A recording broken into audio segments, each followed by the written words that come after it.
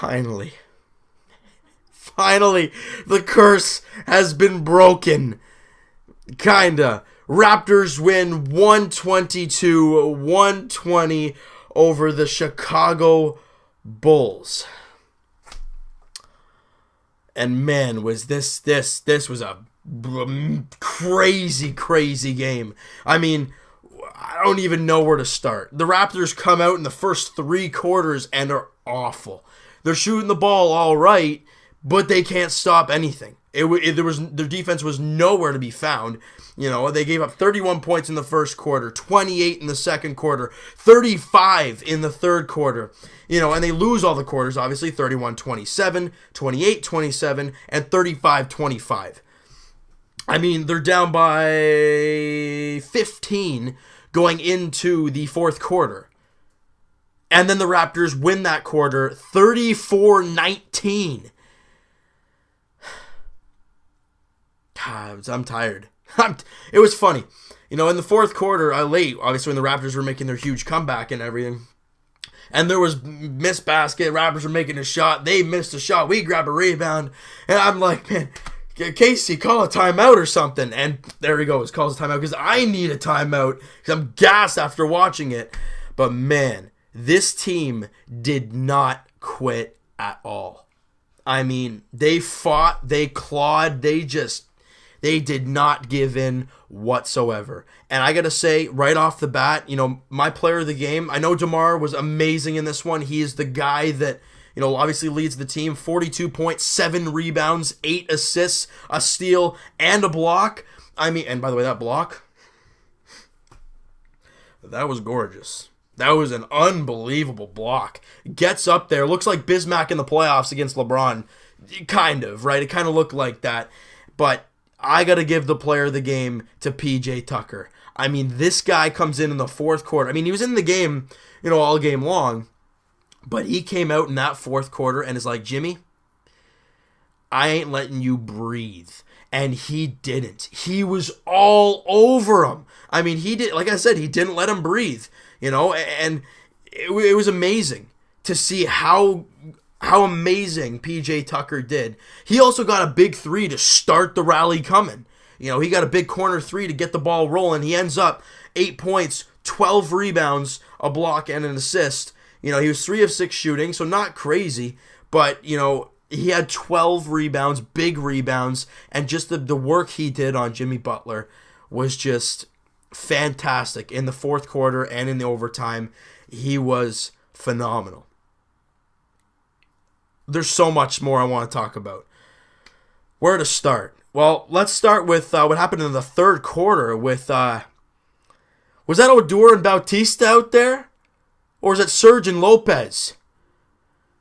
And I don't know if Serge said something or if it was just the tiny push he gave him, but Lopez turns around, smacks the ball out of his hand, and just like, what the hell's your problem? He grabs him up a little bit. You know, that sounded really wrong, I apologize. He grabs him a little bit, and then, you know, Lopez grabs him, and then throws a hook. I mean, whiffs on it hard. And then Serge is like, well, you want to throw one and whiff. I'm going to throw one and connect. And he got him right in the side of the head. You saw it kind of, you know, as where they were waiting to see if they got tossed. I mean, we all knew they were going to get tossed. But you saw the kind of mark he had on the side of his face. That's a Toronto Raptor right there. You know, they don't only pack a punch on the scoreboard. They literally pack a punch. And you know what? I think a lot of Raptor fans were thinking at that point, okay, that can spark this team. It didn't for the rest of the third quarter. It was nowhere to be found. They didn't really get anything going. You know, every kind of, you know, move the Raptors got on, right? Every time we had like a 6-0 run, or anytime we cut the lead down, nope, Chicago just answered right back. But in that fourth quarter, I don't know what was said. I don't know what happened. But man, the Raptors were fantastic in this one. The Raptors were great in the fourth quarter and overtime. Except for the last, 20 seconds of overtime where I was like, okay, this can't be happening right now. But they came away with it. That's all that matters. I don't even know where to go. You know, Fred VanVleet was fantastic. I thought he was really, really good in this one. He only had 6 points, 3 boards, in 19 minutes. But just the thing he helped get that run going with a steal, a couple steals, and he was great. I thought he was fantastic. He kind of got the energy. But then again, you did see some turnovers from him, and you're like, Kyle Lowry would have been nice. But you know what? Van Vliet did a fine job coming in for him. And Corey Joseph had 19 points in this one. I mean, the overtime, the defense was fantastic. They just couldn't sink a bucket for the first 2 minutes. I'm like, okay, all right, the defense is playing great now, but the offense is nowhere to be found. And then they started sinking some, and it was just great. Oh, it was fantastic. I got to give credits where credit is due, guys. The Raptors played an awful first 3 quarters, as I've been saying, but a lot of teams would collapse and give in. That team did not. They never quit at all. And I was a little, I wasn't hesitant, but I was like, when they didn't get Jimmy Butler and Rajon Rondo on the court in that fourth quarter fast enough, I'm like, that might come back and hurt you a little bit. And even when they came in, the Raptors were already rolling, and they just kept rolling right through them. But again, it was the play of P.J. Tucker on Jimmy Butler. That's what they were trying to do. They were always just trying to get the ball to Jimmy.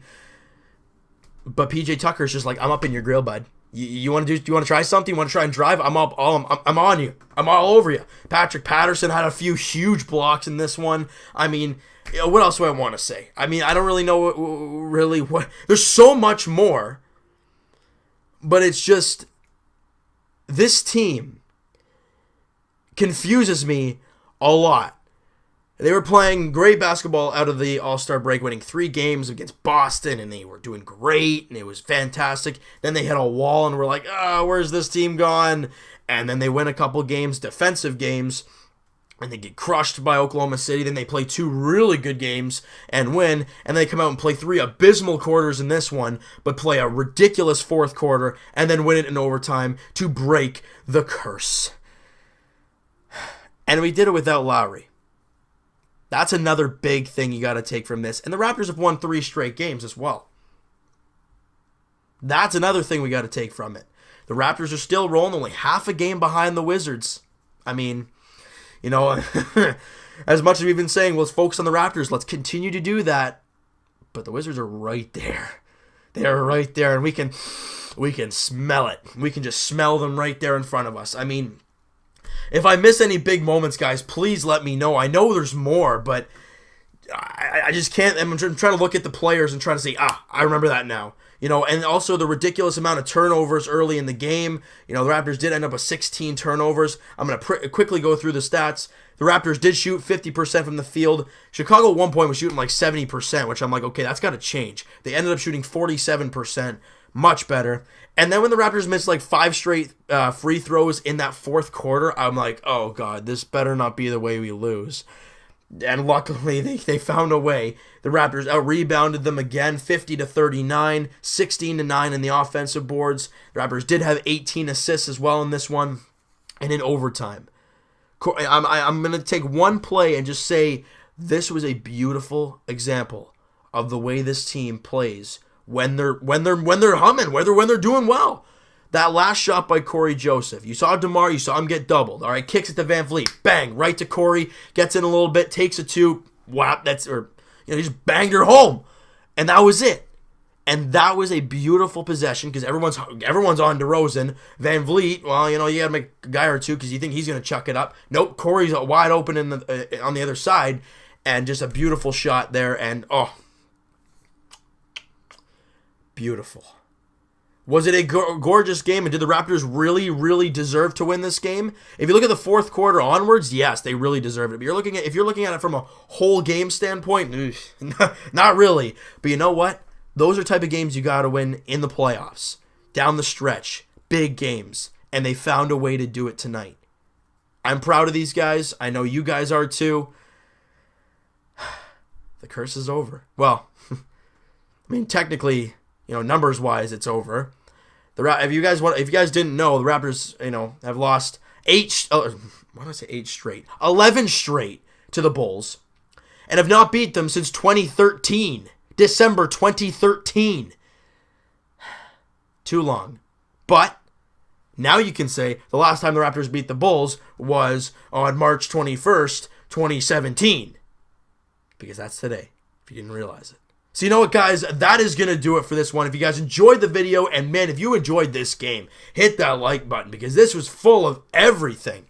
I mean, I was up and down, jumping around, yelling, screaming. I mean, it was great. It was fantastic. All right, so hit that like button if you guys enjoyed the video and that game.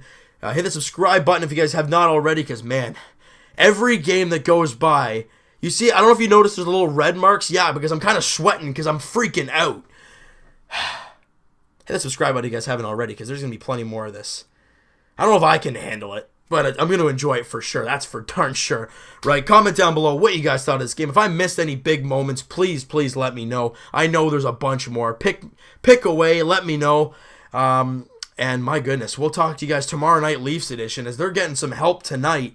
You know, as the Arizona Coyotes beat the Lightning 5-3, which I can't fathom, but they did it anyways. And Boston lost to Ottawa. Great news. So the Leafs are playing tomorrow night in Columbus, 7 o'clock puck drop. And also, Thursday edition, as the Raptors are in Miami taking on the Heat. Let's just kind of rebound after that ridiculously garbage loss against Miami a little while ago. All right? Let's keep the ball rolling with this team. Let's go for 4 straight. God, I can't wait to watch this game on Thursday night. See you guys then.